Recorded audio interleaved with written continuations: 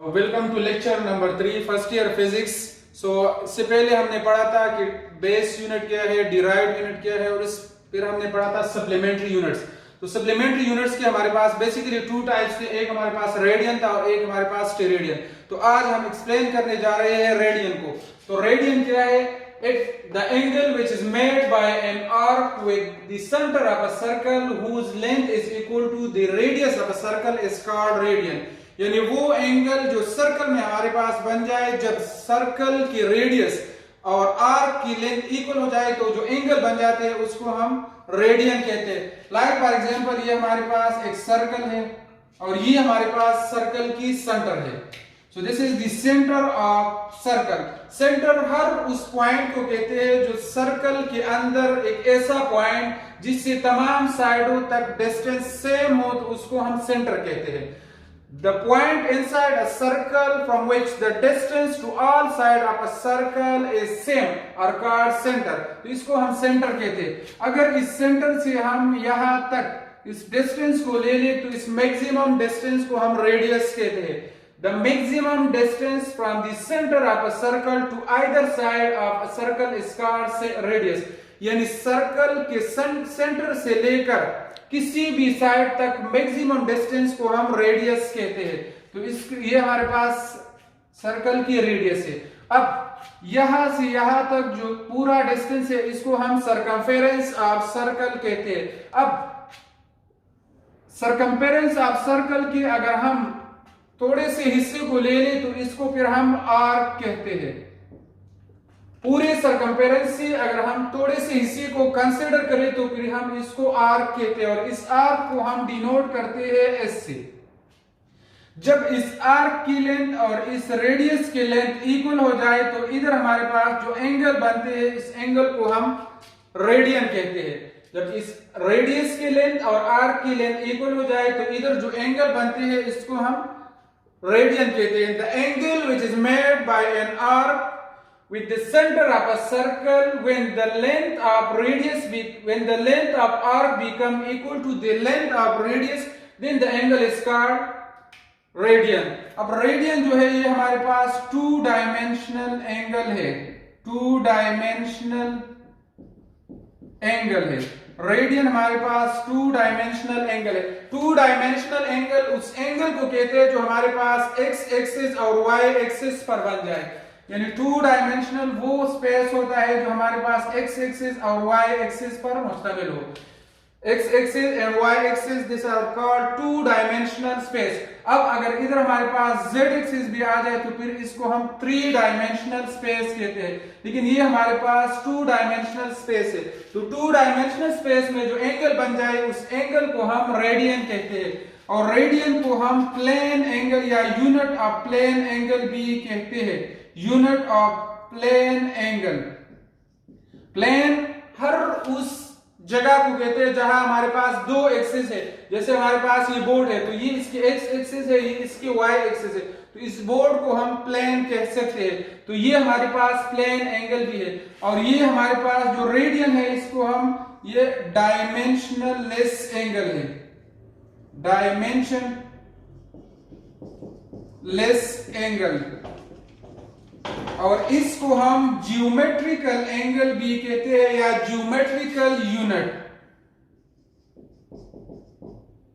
Geometrical units या geometrical angle भी हम इसको कहते हैं। तो ये हमारे पास रेडियन। अब एक रिलेशन बनता है कि अगर हम इस आर्क की लेंथ को बढ़ाएंगे तो इसकी वजह से हमारे पास ये एंगल भी बढ़ जाएगी। यानी ये एस जो है ये हमारे पास डायरेक्टली प्रोपोर्शन है थीटा को। अगर हम इस एस को बढ़ाएंगे तो इसके साथ हमारे पास ये एंगल, लाइक फॉर एग्जांपल ये यहां तक एस है तो एंगल ये बन जाए। अगर इस एस या आर्क की लेंथ को हम इधर तक लेके आए तो एंगल हमारे पास ये बन जाएगा। अगर इस आर्क के लेंथ को हम इधर तक लेके आए तो एंगल ये बन जाएगा। तो इस आर्क के लेंथ को बढ़ाने से इस एंगल की लेंथ भी बढ़ जाएगी। तो ये हमारे पास डायरेक्ट रिलेशन है। डायरेक्ट रिलेशन उस रिलेशन को कहते हैं जिसमें हम एक क्वांटिटी को इंक्रीज करते हैं तो दूसरा भी इंक्रीज हो जाते हैं। इनवर्स रिलेशन उसको कहते हैं जिसमें एक क्वांटिटी हम इंक्रीज करते हैं तो दूसरा क्वांटिटी डिक्रीज होता है। तो इधर हमारे पास डायरेक्ट रिलेशन है।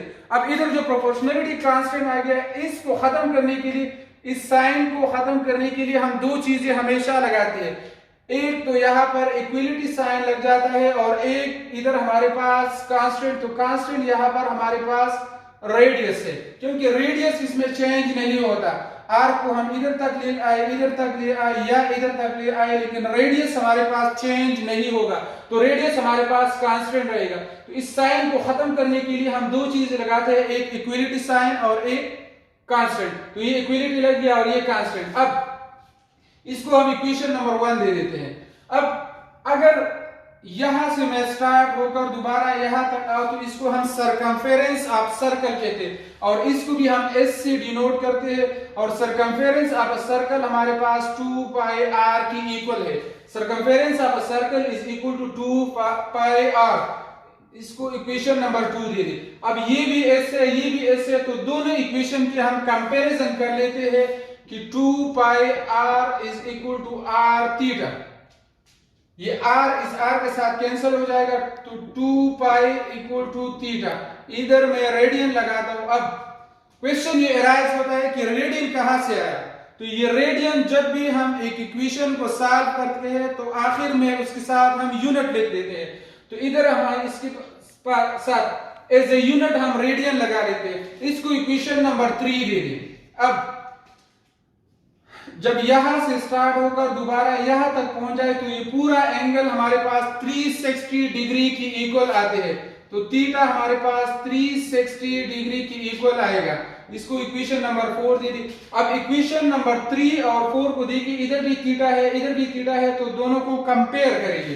तो 2 pi radian is equal to 360। तो ये हमारे पास एक रिलेशन आ गया, 2 pi radian equal to 360 degree. अब ये तो 2 पाई रेडियन है। अगर हम 1 रेडियन को फाइंड करेंगे तो इसके लिए क्या करेंगे, इस इक्वेशन को इधर भी 2 पाई से डिवाइड करेंगे, इधर भी 2 पाई से।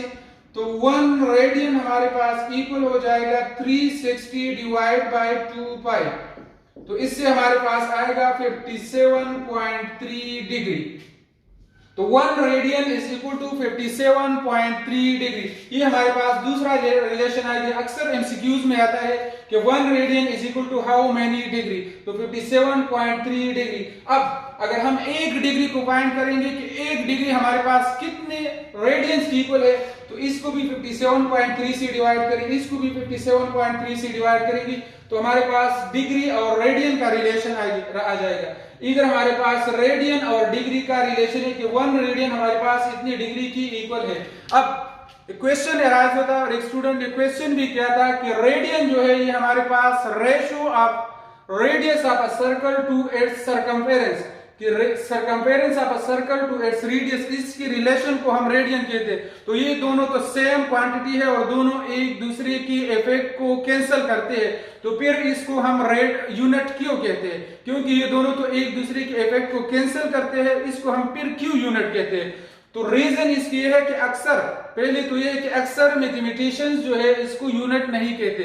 दूसरे ये है कि जब हम एंगल को फाइंड करेंगे तो इसके लिए यूनिट तो जरूर लगाना पड़ेगा, इसलिए एज एब्रिविएशन हम रेडियन के बजाय रेड या एज ए यूनिट इसको हम रेडियन यूज कर सकते हैं। Thank you very much for watching.